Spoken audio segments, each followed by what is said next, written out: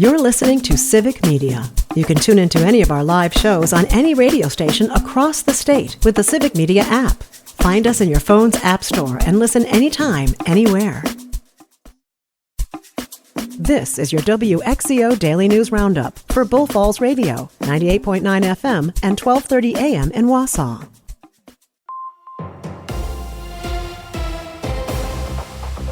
For WXCO News, I'm Brittany Merlot. Spring election season will now kick into higher gear, with April the next opportunity to vote. Lisa Hale has more about what's to come in the state Supreme Court race.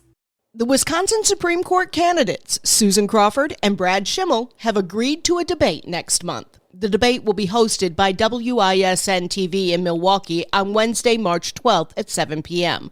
Crawford is a Dane County Circuit Court judge and former prosecutor. Schimmel is the former state attorney general and sits as a judge on the Waukesha County Circuit Court. The candidates are vying for the seat being vacated by retiring Justice Ann Walsh Bradley. The spring election is set for April 1st. And the Wisconsin Supreme Court has ruled on a case involving mobile voting stations. But they didn't rule on mobile voting. This is kind of complicated, so hang in there with me. Basically, they decided that the Republican Party doesn't have the legal standing to challenge the Wisconsin Elections Commission. So here's what happened. In the 2022 primary election, the Racine City Clerk's office used a mobile voting van to allow people to cast their absentee ballots. They brought it to different areas of the city in different wards. The Racine County Republican Party filed a complaint with the Wisconsin Elections Commission. Eventually, the bipartisan commission ruled that there was no probable cause that a law was broken, simply because there's nothing in the state law that bans a mobile voting site. From there, chair of the Racine County Republican Party, Ken Brown, sued, and the case made its way to the Wisconsin Supreme Court. That brings us to today, where the court ruled Brown couldn't prove how he was aggrieved, which was required under state law, and they dismissed the suit. The state's highest court currently has a 4-3 liberal majority. This dismissal did not actually take on whether or not mobile voting sites are allowed. According to the Associated Press, that one Racine van in 2022 is the only time a mobile voting site has been used in Wisconsin. Following an executive order from President Donald Trump last month, which aimed at barring transgender female athletes from competing in women's or girls' sports, a decision has been made. Here's Lisa Hale with more. The Wisconsin Interscholastic Athletic Association, or WIAA, announced yesterday that only students assigned female at birth can compete in girls' sports. The NCAA similarly updated its policies. Fox Crossing Republican Nate Gustafson, who introduced a bill last year that would have kept biological males from competing in girls' sports, applauded the WIAA action. Governor Tony Evers vetoed that bill last year.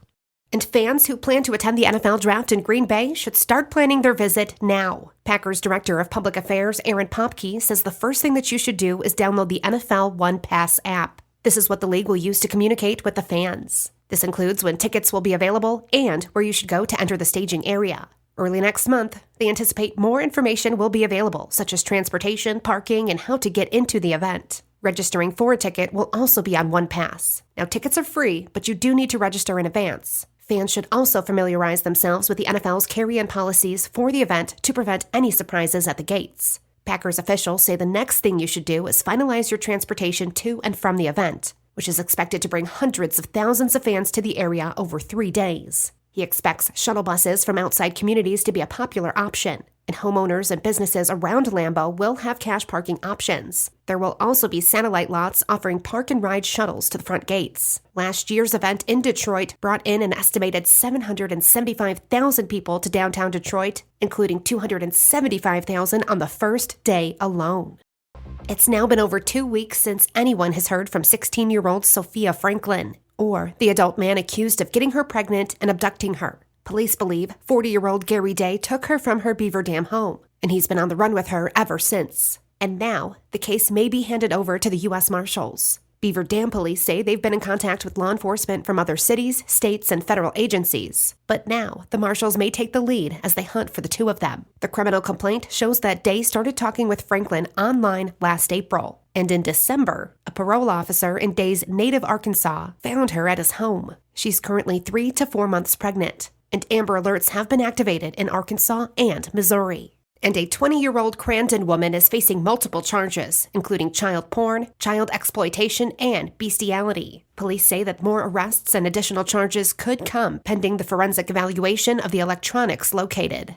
And a Republican bill that would ban students from using cell phones in the classroom passed the Wisconsin State Assembly on Wednesday. Republican lawmakers say the bill would be beneficial for the mental health of students and includes exceptions for emergencies or teacher-authorized educational purposes. State Democrats criticized the bill as a one-size-fits-all approach that doesn't make sense. They say any cell phone policies should include feedback from parents, teachers, and students.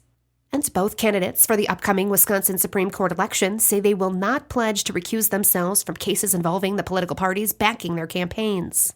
Both state parties have donated millions to the preferred candidate in what will likely be the most expensive Supreme Court campaign in history. Supreme Court candidates are not required by law to recuse themselves from cases involving a political party, and the decision to recuse is typically left up to the justices. Both claim they will not prejudge cases. One person is dead and another injured after two vehicles collided Tuesday morning. The Wisconsin State Patrol says it happened at 8 a.m. on US 8 at Spring Creek Road near Rhinelander. They say a vehicle was going west, crossed the center line, and hit a vehicle in the eastbound lane. The driver of the vehicle that was hit died, while the other driver suffered minor injuries. And protesters visited the De Pere offices of U.S. Congressman Tony Weed yesterday. They wanted to ask him and other Republicans to not cut the program providing health benefits to seniors, persons with disabilities, and people with low incomes. Here's Lisa Hale with more. The $800 billion Medicaid program is mostly funded by federal taxpayers. Republican lawmakers want to cut the program to stop fraud and careless spending and are floating an idea that would require tying work to Medicaid. Protesters argue the amount of Medicaid fraud taking place is very small.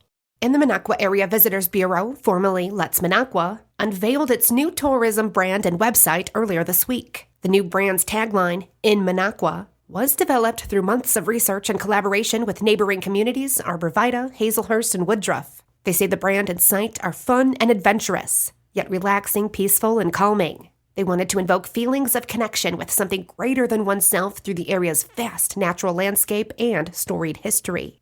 And the Oneida County Tourism Council unveiled its newest promotional piece with an updated trail guide available to order by mail or download online. The guide promotes the county's trails and outdoor rec offerings to potential visitors through engaging photos, useful information, and helpful trail maps. They spent a lot of time researching and even added icons to help people quickly identify accessible trails, and also updated their website with information on trail surfaces, features like bridges, and rest areas with accessible restrooms.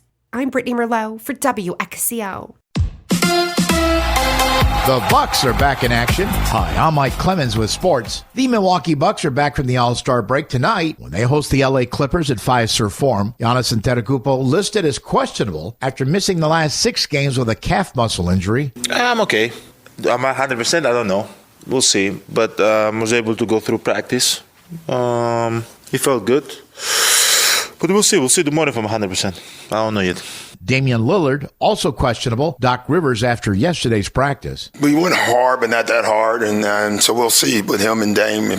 We don't know yet. College football, the Wisconsin Badgers head coach Luke Fickell receiving a 1-year extension on his contract with the university. Fickell's deal now runs through March of 2032. He'll earn an extra $100,000, bringing his total to $7.7 million this year. The Badgers were 5-7 last season and missed playing in a bowl game for the first time in 22 years. With sports, I'm Mike Clemens.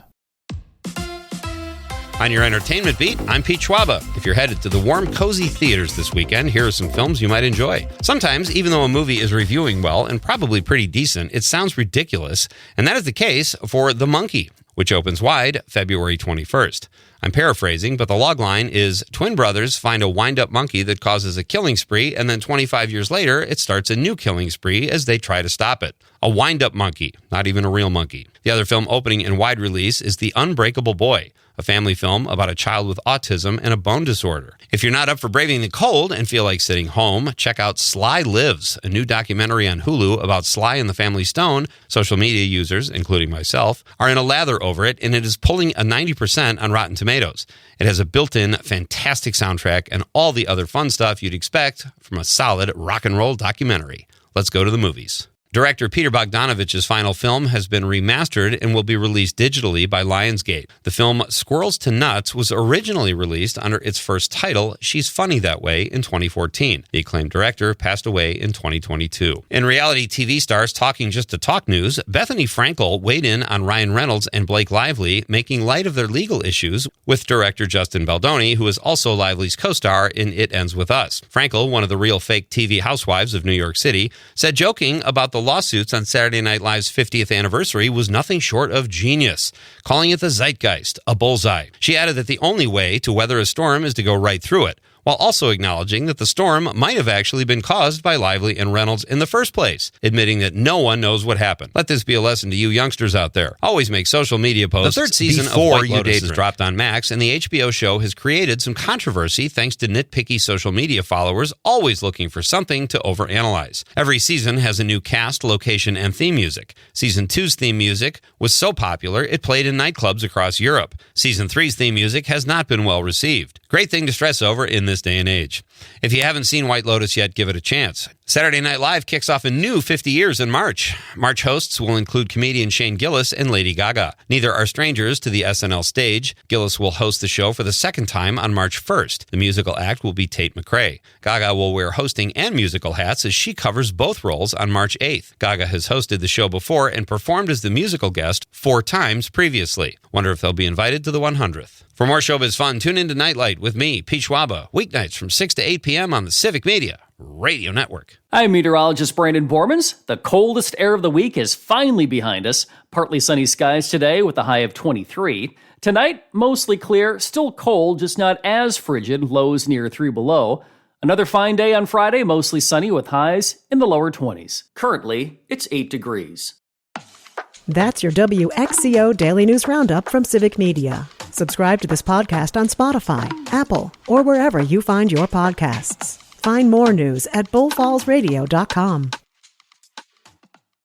The national news cycle never stops, but it can be hard to find news about your local community. Civic Media is dedicated to providing quality local and state news coverage across Wisconsin. With the Civic Media app, you can get notifications about local stories that matter to you and your community. Find the free Civic Media app in your phone's app store and choose notifications from the menu to tell us what kind of news you want to hear about.